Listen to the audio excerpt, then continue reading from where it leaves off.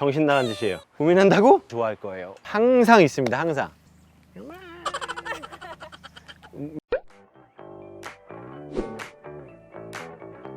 우리가 한번 멀리 갈 때는 지도 찍어 보잖아요.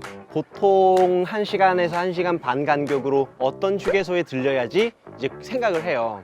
그 다음에는 캔넬이라고 하는 개들이 들어가서 편안하게 쉬는 반려용품인데, 캔넬 안에 들어가는 연습을 잘 해주시고 또 그 안에서도 쉴 수 있는 반려견이 된다면은 캔넬을 차에 넣었을 때에도 그 안에 들어갔을 때에도 잘 쉴 수 있을 거예요. 보호자랑 같이 떠나는 거 그 자체를 좋아하는 거예요.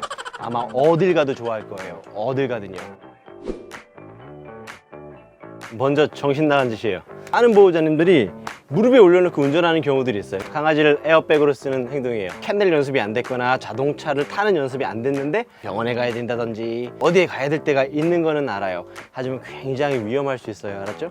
10마리 중에 9마리는 처음에는 익숙하지 않아요. 무서워하기도 하고 들어가는 거를 좀 꺼려 하기도 하죠. 그래서 먼저 집에서 캔넬에 들어가는 연습을 하는 게 좋아요. 그 밥을 캔넬 안에서 줘도 좋고요.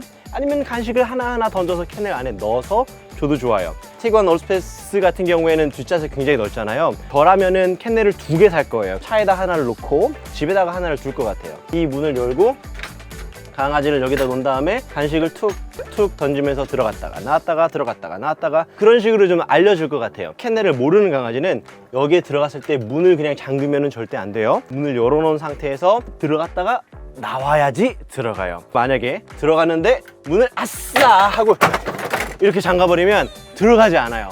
그러니까 얼마든지 나올 수 있다는 것을 가르쳐주고, 들어가서 강아지가 스스로 나오고 싶지 않아 할 때 그때 문을 살포시 잠가주는 거예요. 근데 처음 캔넬을 가르치는 보호자들은 들어가면 너무 좋은 거야. 들어가면은 막 이렇게 잠가요. 당황스러워서 나오려고 하면은 어이구 어떻게 미안해 하고 문을 열어줘요. 그럼 반려견이 뭘 배우냐면, 들어갔는데 보호자가 나를 잡았고 내가 소리를 지르니까 보호자가 문을 확 열었다. 그럼 나중에는 내가 들어가서 보호자가 문을 잠그면 소리를 질러야지 라고 배우는 친구들이 간혹 있어요. 그러니까 주의할 점은 이거예요. 들어갔는데 문을 갑자기 잠그지 않으시면 돼요. 그리고 지금처럼 공간이 넓으니까 캔넬 하나 두고 난 옆에 있으면서 이뻐도 해주고 간혹 간식도 던져주고 나가서 문 닫고 산책 한 바퀴 했다가 장담하는데 2주 정도만 하루에 5분에서 15분 정도씩 연습만 하면은 올라 라고 해서 여기 태우면 알아서 들어갈 거예요. 꾸준히만 해주세요. 하루에 5분씩 또는 15분씩 아니면 5분씩 3번 해주시면은 무조건 캔넬을 좋아할 수밖에 없을 거예요. 저는 집에서 쓰는 거하고 차에서 쓰는 거하고 조금 달라요. 집에서는 아주 편안할 정도로 크게 써요. 딱 섰을 때 머리 또는 귀도 닿지 않아야 되고, 누웠을 때 앞다리가 꺾일 정도로 작다면 저는 쓰지 않거든요. 차는 딱 맞거나 조금 작게 써요. 차 같은 경우에는 설 때 괜찮은데 고개까지 다 들 필요는 없어요. 개들마다 조금 다르긴 하겠지만 너무 답답해도 힘들 수 있거든요. 그래서 고개를 빳빳하게 들 정도는 아니고 딱 섰을 때 살짝 고개가 숙여지는 것 정도라면은 괜찮아요. 너무 작으면 안 돼요. 들어가서 한 바퀴도 돌 수 없을 정도로 작고 설 수 없어가지고 고개를 이렇게 하고 있을 정도는 감금이니까 적당한 사이즈라면은 아주 좋을 것 같아요. 사이즈 중요합니다. 이렇게 한번 해보세요. 산책을 갔다가 집에 돌아오기 전에 차에 한번 들리는 거예요. 차에서 뭐 3분이나 5분 정도 앉아있다가 다시 집에 들어가면 차가 재밌어질 거예요. 그리고 또 차에 가서 간식을 먹을 수도 있고 장난감을 좀 발견할 수도 있고, 한 번, 두 번씩 만들어주면은 아마 이 친구는 차를 보면은 그냥 타고 싶어 하는 개가 될 거고요. 차를 타고도 이제 즐거움이 훨씬 더 강하기 때문에 멀미를 하지 않을 수 있어요. 그리고 또 하나, 저 캔넬을 좋아하거든요. 차에 탈 때는 캔넬에 태웠으면 좋겠어요 라고 이야기를 하는데, 그곳에 들어가서 가만히 있을 수 있게 해주면 해줄수록 훨씬 더 멀미를 일으키지 않을 거예요. 왜냐면 나는 가만히 있는데 밖에를 보니까 사방팔방 막 움직이잖아요. 나무도 움직이고, 그게 반려견들한테는 되게 혼란스럽게 만들고 정신없게 만들기 때문에 훨씬 더 멀미를 많이 일으키거든요. 그래서 가능하시면은 차에 놀러 가는 연습을 하시고 캔넬 안에 들어가게 하는 연습을 해주시면은 훨씬 더 좋을 것 같아요. 티구안 올스페이스 같은 경우에는 뒷좌석 열어놓고 강아지 태워서 나도 옆에 이렇게 앉아서 간식도 주고 이뻐도 해주고, 그러다가 다시 집에 들어가는 이런 연습만 꾸준하게 해주시면은 자연스럽게 차를 좋아할 수밖에 없을 거예요.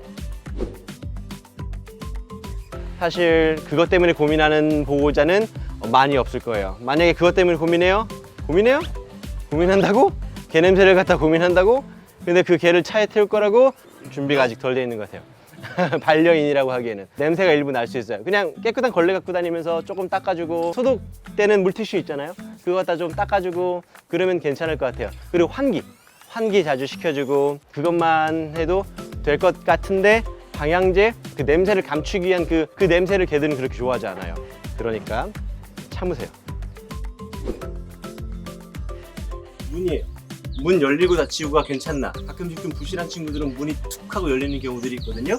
그리고 옆에 위에 바람이 통하는 데가 있나? 또 하나는 손잡이가 있는 캔넬인가 손잡이가 없는 캔넬인가? 플라스틱이다 보니까 캔넬이 이게 얼어서 잘 깨지는 플라스틱이 좀 있어요.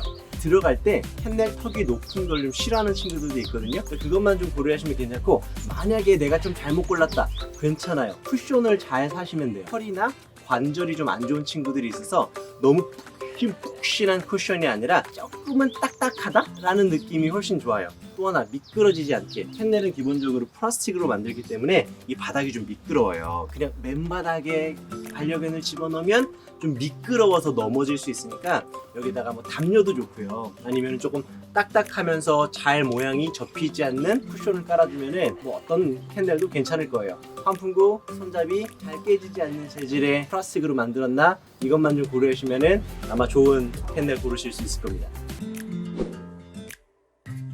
안전운전하는 거요?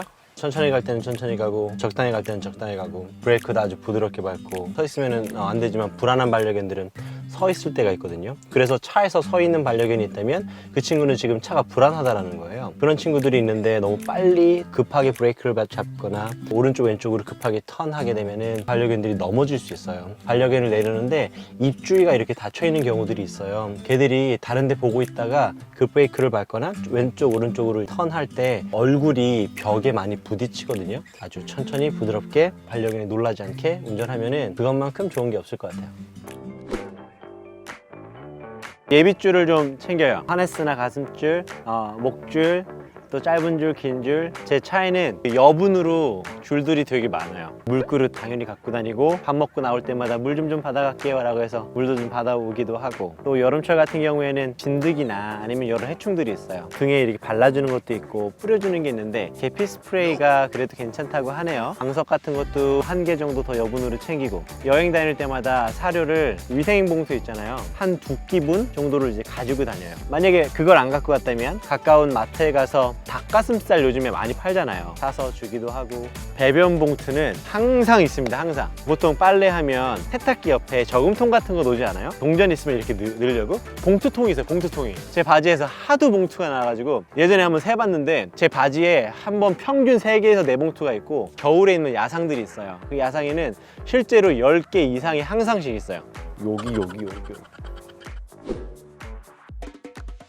저는 병원을 좀 찾는 것 같아요. 사실은 반려견들이 다치면 주변 경계가 좀 심해져요. 실내 관계가 좋은 보호자라 할지라도 부러지는 정도의 상처일 때에는 보호자가 스스로 할 수 있는 게 많이 없을 거예요. 가능하면은 캠핑 아니면 여행 가는 곳, 그 근처에 24시간 동물병원이 있나 없나 그거 좀 알아놓으시면 도움이 될 거예요.